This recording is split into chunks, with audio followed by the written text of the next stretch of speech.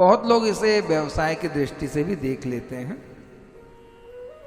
और ये उनका दोष नहीं है, व्यवसायीकरण चल भी रहा है धर्म के माध्यम से।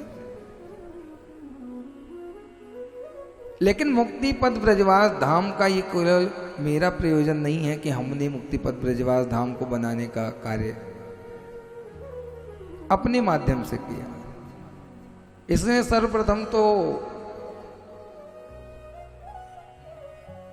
भक्तगणों की योजनाबद्ध तरीके से कहें उनका सहयोग, क्योंकि बहुत सारे यजमान परिकर भक्त परिकर यही निवेदन करें कि महाराज जी हम लोग ब्रज में निवास करना चाहते हैं, ब्रज में वास करना चाहते हैं, लेकिन कई जगह ठग का शिकार हो गए, कई जगह धन भी हमारा चला गया, लेकिन हमें उचित स्थान नहीं मिला। तो इस ठग से बचने के लिए कुछ ऐसा प्रयोजन किया जाए आपके माध्यम से हम लोग वास कर पाए। अन्यथा महाराज हम लोगों तो केवल भजन से मतलब होता है, जो आनंद भजन में है वो इन दुनियादारी में क्या है। लेकिन फिर राधा रानी का भी आदेश हुआ कि ये भी तो एक भजन ही है, अगर भक्तों को वास करा दोगे अपने माध्यम से तो ये भी तो किसी भजन से कम नहीं है। और अपने लिए तो सब काम करते हैं, जगत के लिए कुछ कर जाओ, ये प्रयोजन राधा रानी का विचार मुझे भी अच्छा लगा कि कम से कम अपने माध्यम से, इस शरीर के माध्यम से कई हजार लोगों को ब्रज में वास मिल जाए। और वास भी कैसा महाराज, जिससे सनातन संस्कृति अपनी बनी रहे और आने वाली पीढ़ी दर पीढ़ियां भी इस मुक्ति पद ब्रजवास धाम का हिस्सा बन पाए।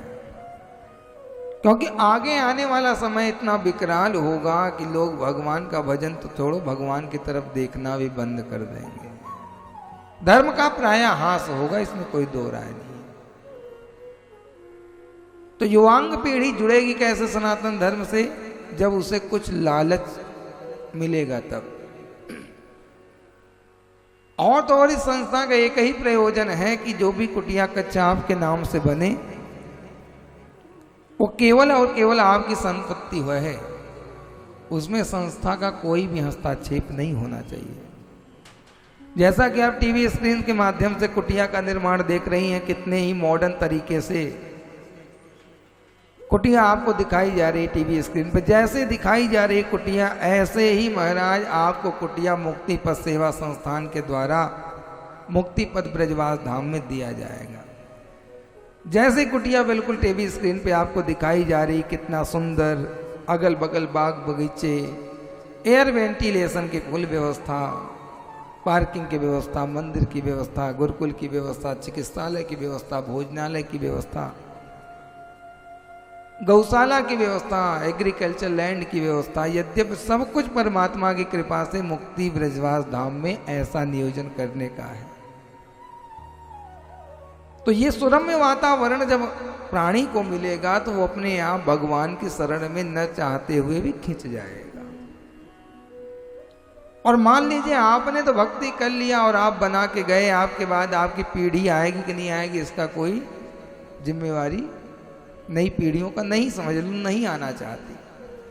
क्योंकि और संस्थाओं में और ट्रस्टों में क्या होता है, आपके जीवन काल तक आपके नाम से कुटिया रहती है, उसके बाद वो ट्रस्ट की और संस्था की हकदारी हो जाती है। तो इसको भी मद्देनजर रखते हुए महाराज कि ये संपत्ति हम क्या करेंगे। जब सिकंदर, कल वाली कथा में आपने सुना, जब सिकंदर सुई नहीं ले जा पाया तो हम आप ये कुटिया कहाँ ले जाएंगे। तो जिसके नाम से बने उसी की पीढ़ी दर पीढ़ी इस कुटिया में निवास करे। आपके बाद आने वाली पीढ़ियां भी जब आधुनिकता, इस मुक्ति पद ब्रजवास धाम में आधुनिकता भी बहुत ज़्यादा है, लेकिन आधुनिकता के साथ महाराज संस्कार भी अपनी प्राचीन वैदिक सभ्यता के अनुसार ही है। यानी नई पीढ़ी को जोड़ने के लिए आधुनिकता को दिखाया गया और अपने संस्कार सही रहे, इस कारण वैदिक सनातन सभ्यता को उसमें निहित किया गया। और आज के समाज में जब दोनों का समावेश होगा तभी जाकर के नव युवा पीढ़ी हमारे सनातन से जुड़ पाएगी, नहीं तो आने वाले समय में हमारी सनातन से हमारी नव युवा पीढ़ी नहीं जुड़ पाएगी। क्योंकि देश काल परिस्थिति तीनों के अनुकूल रह के जब काम होगा तभी कोई काम आगे बढ़ेगा। तो और महाराज, ना कुछ तो आपकी कुटिया के लालच में ही आपके बालक आएंगे, और आएंगे तो धीरे धीरे महाराज उनका भी मन लागा मेरो यार फकीरी में। आएंगे तो वो अपने कुटिया के लालच में, संपत्ति के लालच में, लेकिन धीरे धीरे संगत होगा तो संगत से गुण होते हैं, संगत से गुण जाए, और बांस फांस कई मिस्त्री एक है भाव बिकाए। संगत के कारण धीरे धीरे उनमें संतति होगी, उनके जीवन में सत्संग होगा, तो वो भी आपकी तरह ब्रजवासी बन के परमात्मा का भजन करेंगे। ऐसे पीढ़ी दर पीढ़ी आपकी पीढ़ी चलती रहेगी तो आपके कुल का परमात्मा अपनी चरणों में वास दे देगा। और तो और वृंदावन में वास का मतलब राधा रानी के हृदय में वास, कन्हैया के हृदय में वास।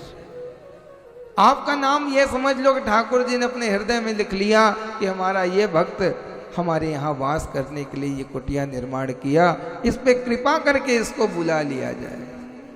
और वास्तव में निश्चित मानो एक कदम अगर बढ़ा लिया ठाकुर जी की ओर से, मन में संकल्प भी कर लिया कि हमने भैया बुकिंग कर लिया, पैसा होगा कि नहीं होगा, लेकिन बुकिंग भी यदि कर ली, परमात्मा उस संकल्प में आपका सहयोग दे करके आपका कार्य करा लेता है। क्योंकि परमात्मा का कथन है, जो तू चाले एक पग तो मैं चालूं 60, तू एक कदम चल के आएगा मैं 60 कदम आगे बढ़ के तुझे पकड़ लूंगा। तो महाराज परमात्मा के समक्ष रह के और सुख तीर्थ में रह करके कुटिया के निर्माण के लिए यदि आपने संकल्प कर लिया, तो ये समझ लो कि श्री सुखदेव जी, गंगा महारानी और हमारी राधा रानी बांके बिहारी तो कृपा कर ही रहे हैं। तो ये सौभाग्य आपको निश्चित मिल जाएगा। और कितना भी लोग प्रयास करें, लेकिन आपकी कुटिया ठाकुर जी वहां कच्छ आपका बना ही देगा। नाम कुटिया का है, लेकिन महाराज वास्तव में ऐसा लगेगा कि आप प्राचीन सनातन सभ्यता में आ गए। वैदिक सभ्यता को हम अपना लिए, और हर चीज जो एक वृद्धावस्था में आवश्यकता होती है कि एक ही घर में हमें सब कुछ मिल जाए, क्योंकि वो समय नहीं होता हमारा भाग दौड़ करने का। हॉस्पिटल भी मिल जाए हमें, गुरुकुल भी मिल जाए, मंदिर भी मिल जाए, चिकित्सालय, भोजनालय, पार्क, सब कुछ हमें एक ही उस मुक्ति पद ब्रजवास धाम में मिल जाए। जो वृद्धावस्था में एक जरूरत होती है, उस जरूरत को पूरा करने का भी काम मुक्ति पद ब्रजवास धाम कर रही है। तो मुक्ति पद सेवा संस्थान के लिए एक बार जोरदार तालियां बजाइए कि वो मुक्ति पद सेवा संस्थान आपके लिए इतना अच्छा कार्य कर रही है। और भगवान से यही प्रार्थना करेंगे, मुक्ति पद सेवा संस्थान दिन दूनी रात चौगुनी बढ़ती जाए, और हम सनातन प्रेमियों के लिए ऐसे अच्छे अच्छे कार्य किए जाएं। अभी तो केवल और केवल वृंदावन धाम का संकल्प है राधा रानी का। आगे हर तीर्थ में ऐसा एक संस्थान, ऐसा वास बनाए जहाँ पे हर प्रेमी रह पाए, ये आगे के संकल्प है। लेकिन वे वृंदावन धाम का कार्य आप लोगों के सहयोग से चल रहा है। तो ये मुक्ति पद ब्रजवास धाम में मुक्ति पद सेवा संस्थान के माध्यम से कार्य कर रहे हैं। तो निसंकोच आप संकल्प कर लो और ठाकुर जी के चरणों में अपनी उपस्थिति दर्ज करा लो। बोल बांके बिहारी लाल की, राधा रानी सरकार की, भक्त वत्सल भगवान।